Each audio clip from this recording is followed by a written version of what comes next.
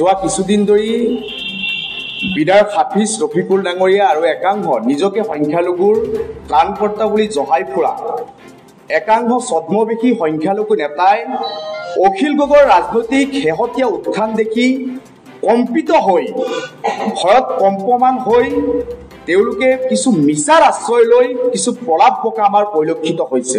কৈছে বিধায়ক হাফিজ ৰফিকুল ইছলাম ডাঙৰীয়াই সৌসিদিনা কৈছে যে অখিল গগৈ ডাঙৰীয়াই শিৱসাগৰ অত্যাচাৰ হোৱা সংখ্যালঘু শ্ৰমিকসকলৰ অন্যায়ৰ বিৰুদ্ধে প্ৰতিবাদ নকৰিলে, যে শ্ৰমিকসকলক যেতিয়া অত্যাচাৰ কৰা হৈছিল অসমৰ কোনো এজন সংখ্যালঘু বিধায়কে মাত মতা নাছিল আৰু প্ৰথম মাত মাতিছিল অখিল গগৈ ডাঙৰীয়াই।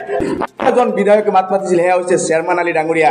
তাৰ বাহিৰে কোনো এজন বিধায়কে সেই শ্ৰমিকসকলক যে অত্যাচাৰ কৰা হৈছিল, তাৰ অন্যায় যি কৰা হৈছিল সেই অন্যায়ৰ বিৰুদ্ধে কোনো এটা প্ৰতিবাদ কৰা আমাৰ পৰিলক্ষিত হোৱা নাছিল। মই প্ৰশ্ন কৰিব বিচাৰিছো হাফিজ ৰফিকুল ইছলাম ডাঙৰীয়া, জাকিৰ হুছেইন সিকদাৰ ডাঙৰীয়াৰ নিচিনা নেতাক যে আপোনালোকে বিধানসভাত কি নাকত তেল দি শুই আছিল নে হিমন্তৰ বৰ ঘৰত বহি আপোনালোকে হিমন্তৰ বুঢ়া আঙুলি চুহি আছিল?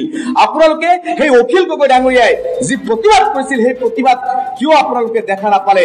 আচলতে মই তেওঁলোকক ক'ব বিচাৰিছো যে আপোনালোকে যে সংখ্যালঘুসকল, যি সংখ্যালঘুসকলে বিগত স্বাধীনতাৰ পিছৰ পৰাই কংগ্ৰেছ আৰু 2006 চনৰ পিছৰ পৰাই ইউডিএফক ভোট দিলে, সেই সংখ্যালঘু শ্ৰমিকসকলক অত্যাচাৰ কৰা হ'ল, অথচ সেই সংখ্যালঘু শ্ৰমিকসকলৰ হৈ এজন সংখ্যালঘু নেতাই মাত নামাতিলে।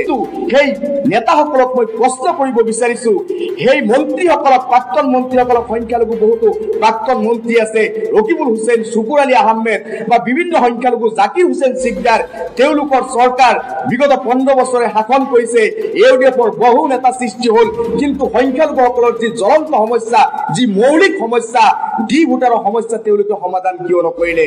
তেওঁলোকে এনআৰচিৰ সমস্যা কিয় সমাধান নকৰিলে? তেওঁলোকে বান গৰাখহনীৰ সমস্যা কিয় সমাধান নকৰিলে? নাগৰিকত্বৰ সমস্যা কিয় তেওঁলোকে সমাধান নকৰিলে? কিয় তেওঁলোকে চৰৰ মাটিৰ 1 ইঞ্চি পট্টা কংগ্ৰেছ আৰু ইউডিএফৰ নেতাসকলে দিব নোৱাৰিলে? আৰু ইউডিএফৰ নেতা হাফিজ ৰফিকুল ডাঙৰীয়াক মই প্ৰশ্ন কৰিব বিচাৰিছো, তেওঁতো 3 বাৰৰ বিধায়ক, তেওঁৰ নেতৃত্বত অসমৰ বুকুৰ পৰা এজন ব্যক্তিৰ ডি ভোটাৰৰ নিষ্পত্তি তেখেতে নিজে হাতে বা তেখেতে উকিল নিয়োগ কৰি কৰাইছে নেকি? মোৰ প্ৰশ্ন তেওঁৰ ওচৰত। আৰু অখিল গগৈ ডাঙৰীয়াৰ বিৰুদ্ধে তেওঁ মন্তব্য কৰে, অখিল গগৈ হৈছে এটা বাঘ, এটা সিংহপুৰুষ, আৰু সেই বাঘৰ বিৰুদ্ধে এই হাফিজ ৰফিকুল ইছলাম আৰু জাকিৰ হুছেইন সিকদাৰৰ নিচিনা কাগজৰ বাঘে মন্তব্য দিয়াটো হাস্যকৰ।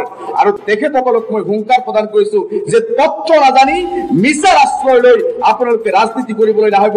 অমৃত প্ৰবাহ, অসমীয়া সাপ্তাহিক কাকতৰ ডিজিটেল সংস্কৰণ অমৃত নিউজ, সত্যৰ সন্ধানত অমৃত নিউজ।